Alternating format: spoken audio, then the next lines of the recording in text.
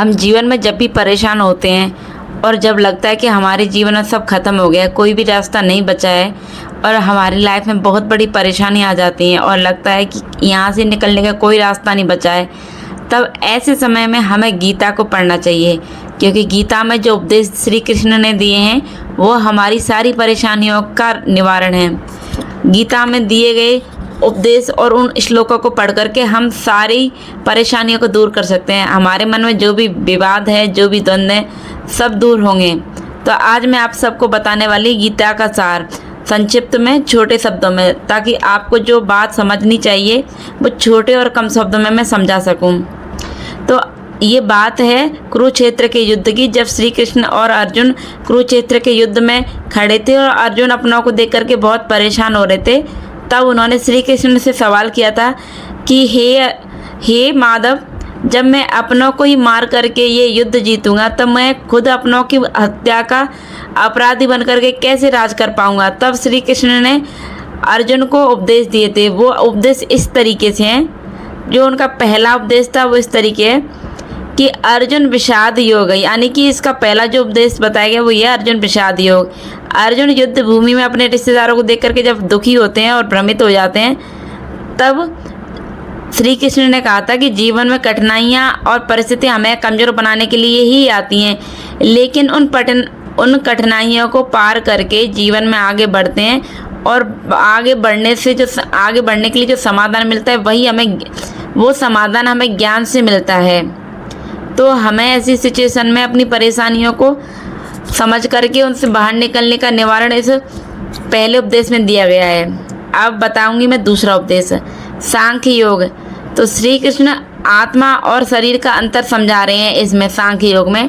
यानी कि श्री कृष्ण ने कहा है कि आत्मा अमर है और अजर है, शरीर नश्वर है। हमारा काम सिर्फ इतना है कि हमें अपना कर्तव्य ही करना चाहिए। कर्तव्य सबसे बड़ा धर्म बताया गया है। कर्म योग तीसरा उपदेश है कि बिना फल की इच्छा के कर्म करने की शिक्षा दी जाती है। तो श्री कृष्ण ने तीसरे उपदेश में कहा है कि तुम सिर्फ कर्म करो, फल की चिंता नहीं। कर्म किया जाओ बिना फल की चिंता किए हुए और तुमको फल मैं दूंगा। यानी कि बिना फल की इच्छा के कर्म करने की शिक्षा दी गई है कर्म योग में। कर्म करो, फल की चिंता मत करो। इसलिए बड़े बूढ़े भी यही बात कहते हैं कि तुम सिर्फ अपना कर्म करो, फल की चिंता मत करो। चौथा उपदेश दिया गया है ज्ञान कर्म संन्यास योग। यानी कि ज्ञान और कर्म के ही संतुलन की बात है। सही ज्ञान से ही कर्म पवित्र बनता है। यानी कि अगर तुम्हारा ज्ञान सही है तो तुम्हारा कर्म भी पवित्र हो जाएगा। इसलिए अपने ज्ञान को और कर्म को, संन्यास योग को, तीनों को अपने अंदर समाहित रखना चाहिए। पांचवा उपदेश दिया गया है कर्म संन्यास योग। त्याग और कर्म में अंतर समझाया गया है। पांचवें उपदेश में बताया गया है कि त्याग और कर्म क्या होते हैं। तो कर्म करते हुए भी मन से विरक्त रहो, ये होता है कर्म। तो इसी के बारे में पांचवें उपदेश में बताया गया है। इसके बाद बात करूंगी मैं छठवें उपदेश की, ध्यान योग। ध्यान और मन को नियंत्रित करने की विधि बताई गई है ध्यान योग में। मन को काबू में करना ही असली जीत होती है। अगर सच में हमें जीवन में सफल होना है तो सबसे पहले हमें अपने मन को काबू में करना होता है और यही सबसे बड़ी जीत होती है। अब बात करूंगी मैं सातवें उपदेश की, भगवान की शक्ति और सच्चे ज्ञान का वर्णन दिया गया है ज्ञान विज्ञान योग में। सब कुछ ईश्वर से ही उत्पन्न है और सब कुछ ईश्वर का ही है, यही सब बताया गया है इसमें।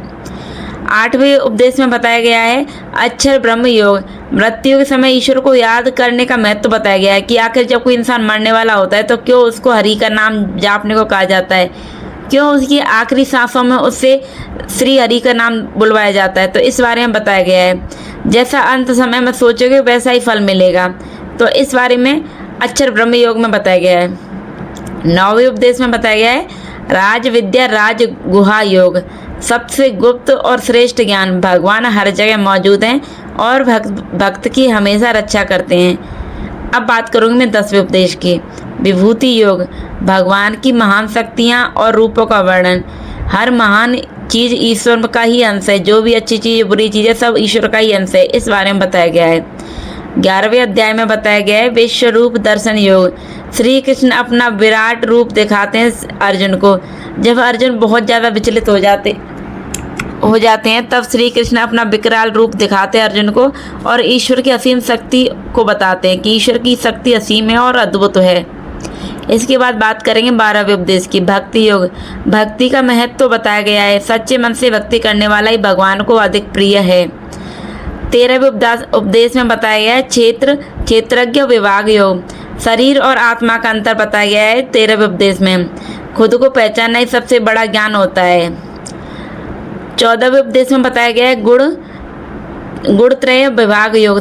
सत्व, रज और तम गुणों का वर्णन इसमें बताया गया है। इन तीनों गुणों से ऊपर उठना बहुत मुश्किल है, लेकिन मुक्ति का रास्ता भी यहीं से खुलता है।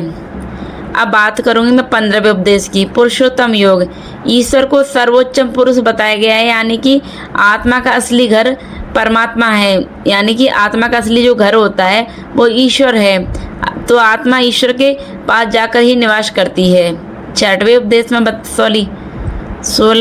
में बताया गया है दैवासुर संपद विभाग योग। अच्छे और बुरे गुणों का अंतर इसमें बताया गया है। दैवी गुण अपनाओ और असुरी गुणों को त्यागो, यानी कि देवताओं के या अच्छे जो गुण हैं उनको अपने जीवन में लाओ और अपने बुरे गुणों को त्याग करके जीवन में आगे बढ़ना चाहिए। और इसके बाद बात करूँगी मैं 17वें उपदेश की, श्रद्धात्रय विभाग योग।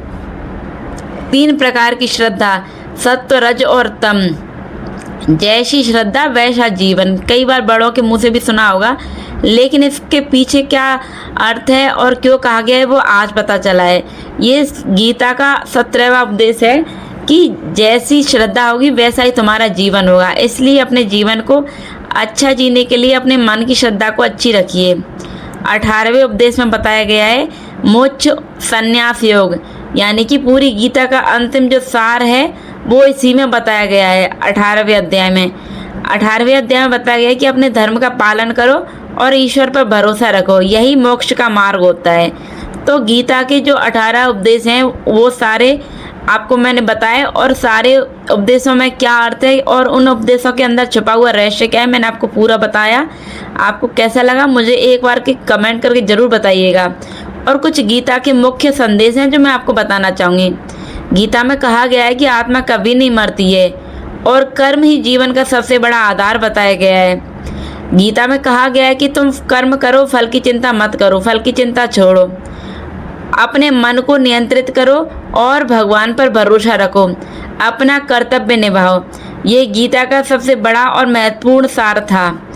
तो अगर आप लोगों को गीता का अध्याय, अभी तक आप लोगों ने गीता के 18 अध्यायों का अध्ययन नहीं किया, तो आप लोगों को मैंने संक्षेप में गीता के अध्यायों का वर्णन किया है। आप लोग एक बार कमेंट करके जरूर बताइए कि आप लोगों को मेरे द्वारा बताई गई जानकारी कैसी लगी।